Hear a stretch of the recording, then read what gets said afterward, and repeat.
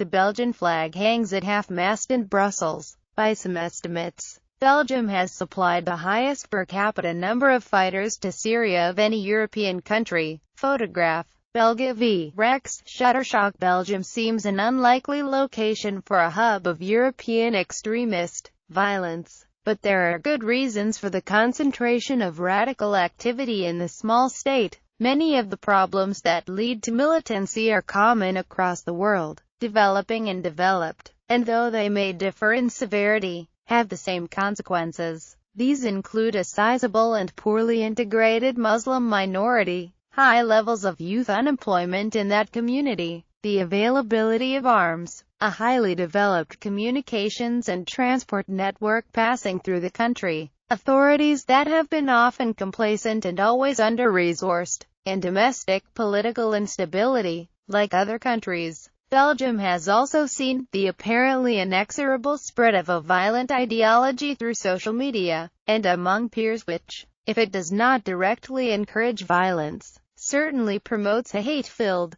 intolerant and deeply conservative worldview. The historic roots of the current problem are deep. As elsewhere in Europe, Belgium suffered waves of terrorism in the 1980s and 1990s linked to unrest in the Middle East. There is a very long history of connection between Belgium and France in the realm of terrorism, said Coulsat, an expert in terrorism at the University of Ghent. Related, Brussels explosions. Multiple casualties after airport and metro attacks. Live in the 1990s. Militancy in northern France connected to the Algerian civil war spilled over into Belgium. At least one preacher expelled from France arrived in Brussels. When locals expressed concern, officials told them the cleric was marginal. Johan Lehmann, a veteran anti-racism activist who works in Molenbeek, the Brussels neighborhood where many of the Paris attackers came from and where Salah Abdeslam was arrested last week, said in November. In the first half of the last decade, as European security services struggled to understand the new threat they faced, and bombs exploded in Madrid and London, Belgium was largely ignored, despite mounting evidence of extremist networks based in the country. Sorry, your browser is unable to play this video. Facebook, Twitter, Pinterest. Brussels terror attacks. How events unfolded?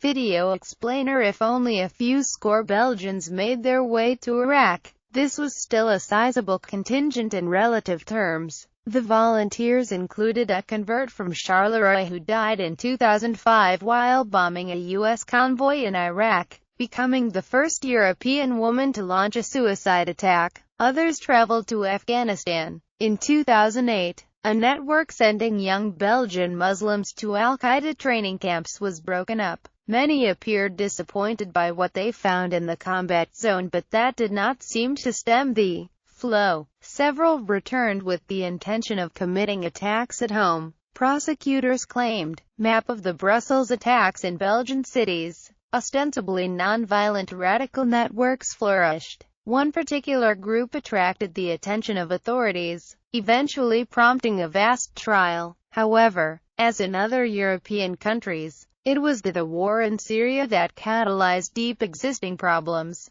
By some estimates, Belgium has supplied the highest per capita number of fighters to Syria of any European country. Experts say about 450 out of a total population of 11 million. That includes fewer than half a million Muslims have traveled. A high-end estimate by Belgian researcher Peter van Oosthuizen is 562. Most join Islamic State, while some opt for the al-Qaeda affiliate Jabhat al-Nusra. More than 80 have been killed, many in recent battles in eastern Syria. Molenbeek, a borough of 90,000 in the capital where some neighborhoods are up to 80% Muslim, is seen by many as a particular problem. Some commentators have claimed Molenbeek is a virtual no-go area where police have little grip.